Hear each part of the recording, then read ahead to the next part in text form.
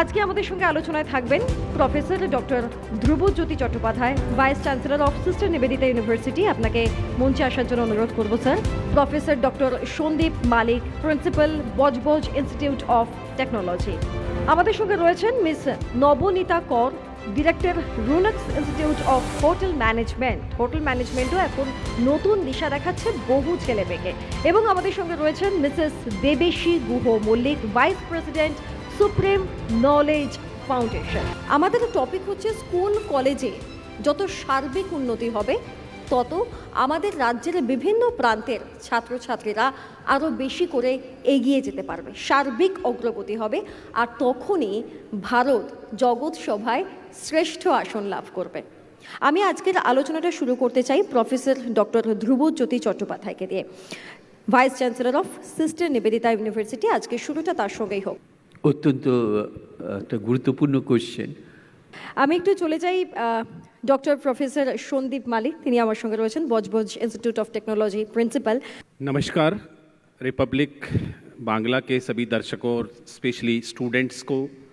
আমার ঠিক বাঁ দিকে বসে রয়েছেন miss Nabanita Kar, director of Runax institute of hotel management. আমি যারা শুরু থেকে দেখছেন তাদের মনে আছে যে আমি শুরুতে বলেছিলাম যে আমরা ধারাবাহিক পড়াশোনার পাশাপাশি আরও বিভিন্ন দিক খুলতে পারি, সেই রাস্তাটা আস্তে আস্তে তৈরি হচ্ছে, নতুন জগৎ তৈরি হচ্ছে, বহু ছেলে মেয়ে প্লেসমেন্ট পাচ্ছে, কাজ করছে।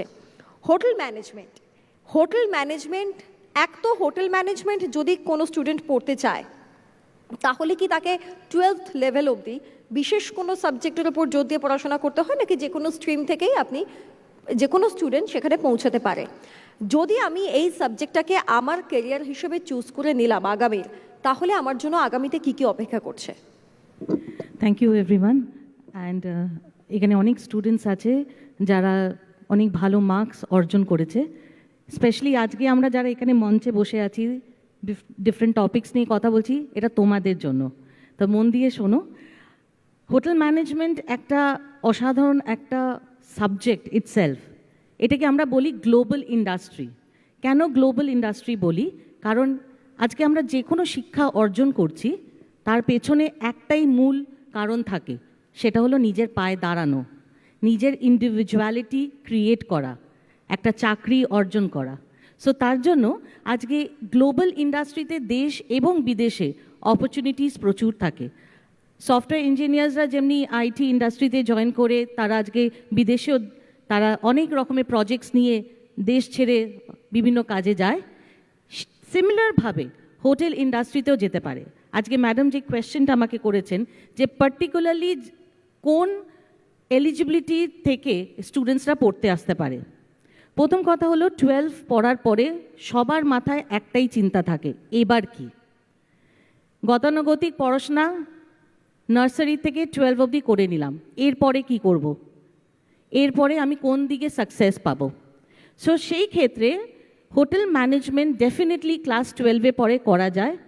আর সবচেয়ে ভালো বিষয়টা হলো যেহেতু এটা একেবারে একটা different dynamic industry related education, so এখানে পার্টিকুলারলি কোনো স্ট্রিমের প্রয়োজন হয় না, কোনো সাবজেক্ট চয়েসের দরকার পড়ে না। অর্থাৎ তোমরা যারা আর্টস ব্যাকগ্রাউন্ড কিংবা সায়েন্স ব্যাকগ্রাউন্ড কিংবা কমার্স ব্যাকগ্রাউন্ড থেকে আসছো, তারা সবাই যদি স্বপ্ন দেখো একটা সুন্দর হোয়াইট কলার জব, রেসপেক্টেবল, ভালো অঙ্কের মাইনে পাবে আর একটা সুন্দর স্টেবল লাইফ এগিয়ে নিয়ে যাবে, ডেফিনেটলি হোটেল ইন্ডাস্ট্রি।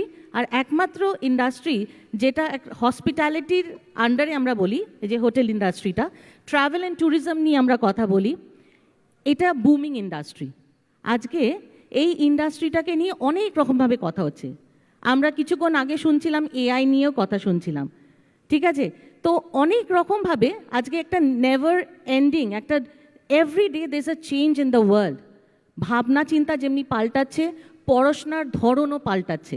গতানুগতিকভাবে যেভাবে পড়াশোনা করা হতো ঠিক সেইভাবে আজকাল হয় না।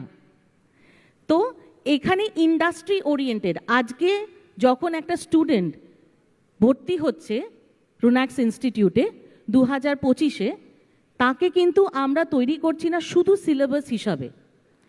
আজকে আমরা তাকে proper education as per the syllabus তো দেওয়াই হচ্ছে, তাছাড়া holistic education and extra curriculum activities নিয়ে তার ইন্টারপার্সোনাল স্কিলটাকে আমরা ডেভেলপ করব।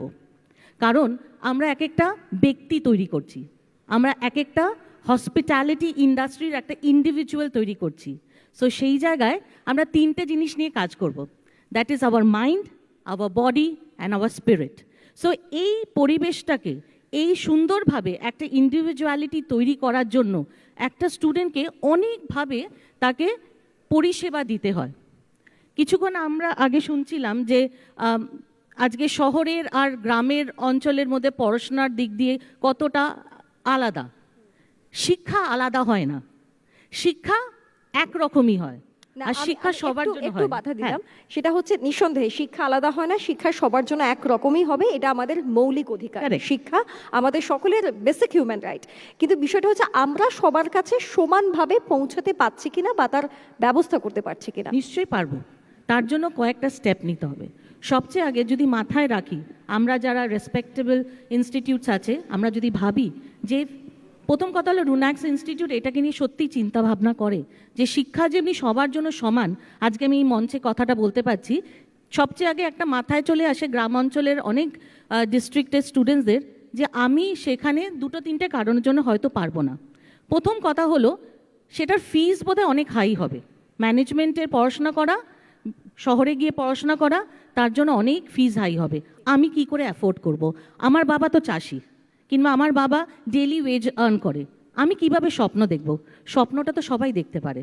যেমনি আমি বললাম শিক্ষা সবার জন্য, ঠিক সেইভাবে। সো অ্যাফোর্ডেবল ফিজ, এই যে কথাটা অ্যাফোর্ডেবল ফিজ, বিভিন্ন রকমভাবে কোর্সেস আমাদের দিতে হবে সোসাইটিকে। ইয়েস, আমি সোসাইটির কথা বলছি কারণ আমরা সোসাইটির জন্য কাজ করি, ইউথের জন্য কাজ করি, যারা ভবিষ্যতে আজকে নিজের পায়ে দাঁড়াবে। সো সেই ক্ষেত্রে এখানে আমাদের সব রকমের কোর্সেস হয়, শুধু হোটেল ম্যানেজমেন্ট না ম্যাডাম, আমাদের এখানে ট্যুরিজম নিয়ে, এভিয়েশন নিয়ে, হসপিটালিটি নিয়ে, হেলথ কেয়ার সেগমেন্ট নিয়ে আমরা কিছু কাজ করছি। সো সেখানে আজকে ব্যাচেলার্স, মাস্টার্স, ডিপ্লোমা, অনেক রকমের ইভেন শর্ট টার্ম কোর্সেসও রাখি, যেখানে মানে স্কিল ডেভেলপমেন্টের উপর নিয়ে আমরা করি। কোর্সেসগুলো হ্যাঁ কিরকম সেটাও যদি একটু দর্শকদের জানান। সবচেয়ে আগে বলছি, যেটাই আমি আপনাকে বললাম যে স্বপ্ন দেখাটা তো সবাই দেখে, তো স্বপ্নটা কীভাবে করতো? প্রথমে মাথায় আসে ফিজের ব্যাপারটা। তো সেই ক্ষেত্রে আজকে খুব একটা অ্যাফোর্ডেবল ফিজে ইএমআই বলুন, এডুকেশনাল লোন বলুন, কিংবা আরও অনেক রকমের এডুকেশন গ্রান্টস আমরা স্টুডেন্টসদেরকে দিয়ে থাকি। যারা ভালো স্কোর করে তাদেরকে আমরা হেল্প করি, যাদের দরকার আছে ফ্যামিলিতে একটা সাপোর্ট দেওয়ার জন্য সেটাও কলেজ করে থাকে।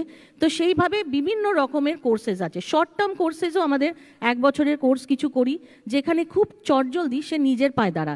এরকম অনেক স্টুডেন্ট আমি তৈরি করেছি যারা কোনোদিন স্বপ্ন দেখতে পারেনি যে আজকে আমি কলকাতা শহরে একটা নামি দামি কলেজে পড়াশোনা করব আর ভবিষ্যতে নিজে পড়াশোনাটা এগিয়ে নিয়ে যেতে পারবো। তো ডেফিনেটলি আজকে 1 বছরের কোর্স করেও তারা ভবিষ্যতে ব্যাচেলার ডিগ্রি করেছে, মাস্টার ডিগ্রি করেছে, কারণ তাদেরকে একটা আর্নিংয়ের সুযোগ দেওয়া। আজকে যে বিভিন্ন একটা ইন্টিরিয়ার সুন্দরবনের একটা গ্রামে বসে আছে, সে টিভির পর্দাতে শুধু প্রোগ্রামটা দেখবে, কিন্তু তাকে এগিয়ে আসতে হবে। তাকে এগিয়ে আসলেই সে কিন্তু আজকে দেখতে পারবে যে কতগুলো প্রসেস আছে। আরেকটা যেটা আমি বলবো সেটা হলো পরিষেবা। আমরা কি কি পরিষেবা দিচ্ছি? শুধু অ্যাফোর্ডেবল এটা আমি বুঝিয়ে দিলাম। এবার তাছাড়া আমার কি আছে? একটা ফ্রেন্ডলি অ্যাটমসফিয়ার রাখতে হবে কলেজে, যেখানে আজকে একটা মিক্সচার অফ স্টুডেন্টস থাকে। আজকে খুব ফ্লুয়েন্টলি কথা বলা একটা ইংলিশ মিডিয়ামের ছেলে মেয়ে যেমনি থাকে, অনেক ছেলে মেয়ে থাকে যারা মুখ দিয়ে দুটো কথাই বাল করতে পারে না। এইটা হলো অ্যাচিভমেন্ট একটা ইনস্টিটিউটের। যে কথা বলতে প্রথম দিন পারছিল না, কোর্সটা কমপ্লিট করার পরে ইন্টারভিউতে সে প্রপারলি ক্র্যাক করলো, আর সে তার অপরচুনিটিটা সুন্দর করে অর্জন করলো, তার কেপেবিলিটিস। এই যে কেপেবিলিটিস একটা word, but immense hard work from a college. এছাড়া এক্সট্রা কারিকুলাম অ্যাক্টিভিটিস খুব খুব দরকার। আজকে ইন্টারপার্সোনাল স্কিলস, আজকে স্টুডেন্টসের যে বিভিন্ন রকমের ইভেন্ট করা হয়, প্রোগ্রামস করা হয়, সেখানে আজকে তাদের মধ্যে যে জড়তা ভাব আছে সেই জায়গাটা থেকে তারা বেরিয়ে আসে। শিক্ষা শুধু গতানুগতিক আজকালকার দিনে 21st সেঞ্চুরিতে হয় না, তার বাইরে পুরো একটা মানুষকে তৈরি করার জন্য একটা 360 ডিগ্রি অ্যাঙ্গেল এডুকেশন তৈরি করা হয়। পার্সোনালিটি ডেভেলপমেন্ট, গ্রুমিং, সবটা নিয়ে কাজ করতে হয়। আজকে একটা ট্রান্সফরমেশন তৈরি করতে হয়। কারণ আজকে যখন চাকরিতে ইন্টারভিউর জন্য সে বসবে, তাকে কিন্তু একদম যে ইন্টারভিউ নিচ্ছে সে খাতা কলমে শুরু করে দেবে দরজাটা দিয়ে যখন ঢুকছে, তার বডি ল্যাঙ্গুয়েজ দেখবে, তার বসার পশ্চার দেখবে, সে কিভাবে শুরু করলো, সব আনসার সে জানবে। সে যে ইন্টারভিউ করছে সেও জানে সে জানে না, কিন্তু তার মধ্যে কতটা কনফিডেন্স আছে সেই কনফিডেন্সটা বিল্ড করতে হবে। সে কোথা থেকে এসেছে, তার বাড়ির ব্যাকগ্রাউন্ড কি, তার পরিচয় না, তার পরিচয় সে একটা স্টুডেন্ট, সে শিখবে ওপেন মাইন্ডনেস নিয়ে। এইটাই আমি বিলিভ করি, আর আমাদের ইনস্টিটিউট ঠিক এইভাবে কাজ করে চলেছে, আমরা এগিয়ে চলেছি সেইভাবে। থ্যাংক ইউ, অসাধারণ বলেন। আমার লাস্টের পয়েন্টগুলো তো ভীষণ ভালো লাগলো সত্যি, মানে দরজা খুলে ঢোকা থেকে চেয়ারে বসা এবং চেয়ার ছেড়ে বেরিয়ে যাওয়া, এই প্রত্যেকটা বিষয় কিন্তু দেখা হয়, ইন্টারভিউয়াররাই সবটা দেখেন, আর তাদেরকে প্রস্তুত করার মানে গুরুদায়িত্বটাই আপনারা সবাই নিয়ে রেখে দিয়েছেন। Thank you. Mrs Debeshi Guha Mallick, vice president, supreme knowledge foundation. Very good afternoon to everyone present here. Supreme Knowledge Foundation started in the year of 2009